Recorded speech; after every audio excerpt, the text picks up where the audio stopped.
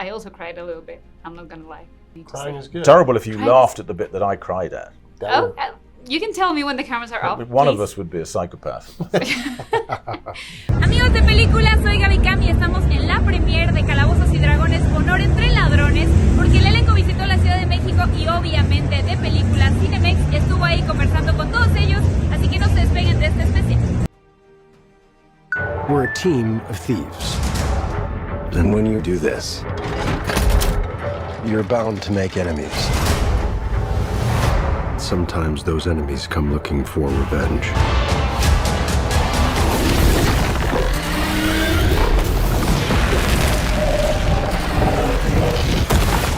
So thank you for having me.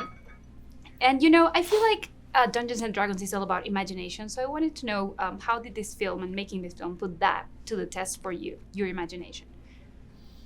Well, I mean, some of this film is computer CG and all that, but then also a lot of the film is practical effects and practical puppetry work, which I haven't heard of. It's like almost like a Jim Henson part of it. There's a scene where I have to talk to these re-enlivened skeletons, which were all fabricated and made and operated by this incredible team called Legacy rather.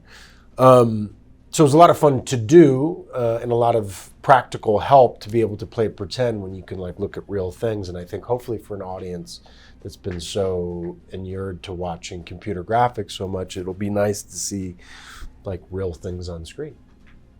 Yeah. I don't think I used my imagination at all in this. I was just tried to be... Well, I suppose the imagination is building... I always think my role is not big enough. So I create in my head and on paper whole new scenes and episodes of their lives. And so sad. It is a little sad. It is cool as well. I feel. No? Sad? Just sad? Just sad. Okay. So much time on his hands. Maybe you can one day do spin-offs of all of these stories you've created. No? No, Chris? No? There's a lot of talk of Forge spin-off, yeah. I'm not really used to doing a lot of CGI stuff, so running away from the dragon and everything, but it's actually a tennis ball and stuff like that, so it gets a little... I wasn't used to that, and I had to use my imagination for that, but honestly, it wasn't super hard because we got Legacy, who is... What are they exactly? Well, they're like the practical effects effects people, who just built these amazing, amazing like prosthetics, dragonborns and Aarakocras and stuff. And so it was real. You're working with these, with this different. You don't have to imagine them as a dragon. You can actually just see this dragon in front of you, or dragonborn, or tabaxi. Yeah. So it makes it so much easier, and so in that way, I guess I didn't have to use my imagination too much. Truth be told, we helped the wrong person steal the wrong thing. We didn't mean to unleash the greatest evil the world has ever known. But we're gonna fix it. So how do we pull that off? Figure it out over a drink? Probably best. There's a thing in the game called the rule of cool, which we subscribe to, which is that if it's fun and it's going to make your game more fun, you can do it. And that's what we approach the movie with, that attitude. We tried to be true. We're very true to the lore in many ways, but we took certain liberties. I think the main concern was getting the tone right. The movie has a very unique tone. It's different than most fantasy films. I think most fantasy movies are pretty dark and kind of dour and kind of serious. And this movie has this light, fun, joy of life kind of vibe to it. And I think it was important to get the tone right and have it not be too silly or too goofy, but always real, but still be fun. And I think that it came down to casting, getting the right actors to play these parts and getting the screenplay just right. But I think all told, I think we captured the tone right. It was the hardest part, was that tonal, walking that tightrope, because if we go too far with the humor, it starts to hurt the stakes. People start to check out a little bit. And so there was a lot of debate. Every joke we were like, is it okay to have this joke, or is it hurting the intensity of the moment? One example of that is Zank walking over the rock on the beach. I mean, we always knew that was going to be a big laugh. some of the people at the studio were questioning, is that too silly? Is it too broad? Is it hurting, whatever? And we fought for it. We put it in, and I'm so glad we did, because I think the Marvel movies, if they taught us anything, it's that it's okay to have laughs amidst the adventure. It doesn't take away from your investment in a movie. What is it exactly that you bring to this? I'm a planner. I make plans. You've already made the plan, so If the existing plan fails, I make a new plan. you make plans that fail. No, He also plays the lute. not relevant. What do you think is what makes these heroes and villains as well stand out in a world where all we get mostly is superheroes? Well, there's a lot of talk about our characters being, not kind of losers and all that. I think it's not a new thing. I mean, it's always, if characters didn't have any flaws, there'd be no dramatic arc to any story. So I think even if you're a superhero, there's always a flaw happening. I think at least hopefully what's nice about it is that they're really not doing well. And I think sometimes for people watching a film, it's aspirational. So they're like, oh my God, I really want to be these people. And that's one version of watching a film. And another version of watching a film is, oh, I see myself in these people a lot. So I think that's the latter version is hopefully the kind of film that we've made. Well, I think there are some brave choices here. I mean, Chris's character has no superpower at all. I think in a lot of films of this type, maybe even if he wasn't able to fight at this moment, it would come back halfway through the film and he would be able to beat people up. But no, he starts as a hopeless lute player and he ends up as a hopeless lute player. And I think that's absolutely charming. And another huge cliche that's avoided is there's absolutely no romance between him and Michelle Rodriguez's character. They're just really good friends, and it's all the more touching for it.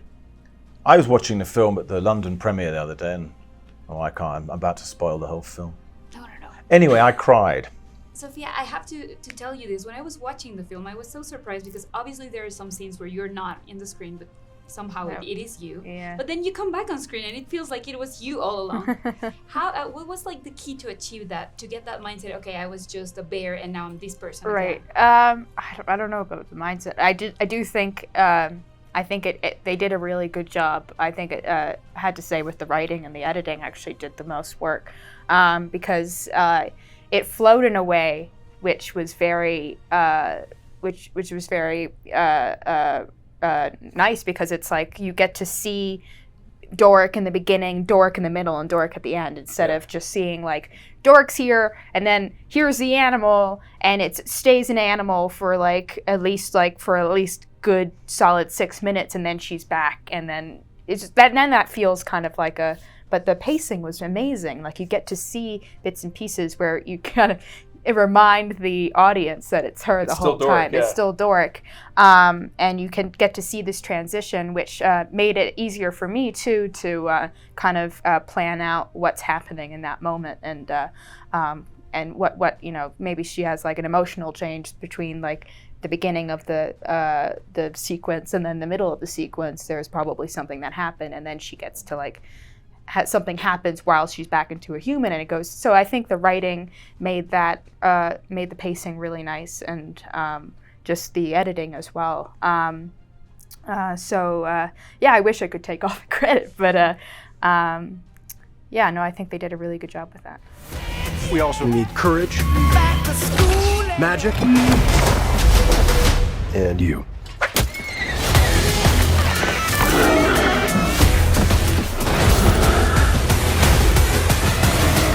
What is that again?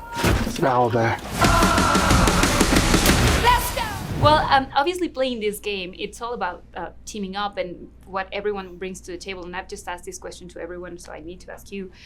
What would you say is what you bring to this campaign as people? Like as Hugh and as Chris, what did you bring to this campaign called Dungeons and Dragons, the film? I originally, as far as I recall, my character was written a bit more, how do you describe it? Like, more reluctant, kind of like edgy and more maybe like Han Solo-y. But when I read the script, I kind of saw this guy as this Labrador retriever who was very like happy and joyful and buoyant. And so I really enjoyed playing that. I feel like I hadn't seen that kind of character, this guy that was refused to be gotten down by the circumstances that they saw themselves in. So, yeah. I suppose I just bring insincerity. I specialize in that. Okay. Okay. That's it. Yeah. Yeah. I'm a planner. I'm good at planning. And so in that way, I always tried to channel my my Edgin Chris Pine Bard and try to like be planning the whole thing and pivoting as we planned. And, you know, it just kept not going well. And I tried to be enthusiastic and try to keep it all going somehow. What happened? I don't know. It's just hard. It was like, you know, the studio was complicated at times, and it's hard to make a movie this big. But you know, my job is mostly to keep everyone enthusiastic and try to be a positive force. I'm usually positive, right? Yeah. Oh, very, very positive. No, yeah, you did a good job with that. What did I bring? I don't know. I brought Dork. You brought Dork. I brought Dork. You brought Dork. I did Dork. That was exactly what you were supposed to bring. Perseverance, honestly. It was the hardest thing I ever did, that we ever did, making this movie. It was exhausting, and every day was a challenge, but we kept our eyes on the end, which is releasing it and showing it to the public. And so we aged a lot in the 3 years we made it, but it was worth it. If it makes you feel better, some people age like me, just being in an office, not Just doing sitting fun around? stuff, just sitting around, just being there. This one's dangerous. But whatever happens,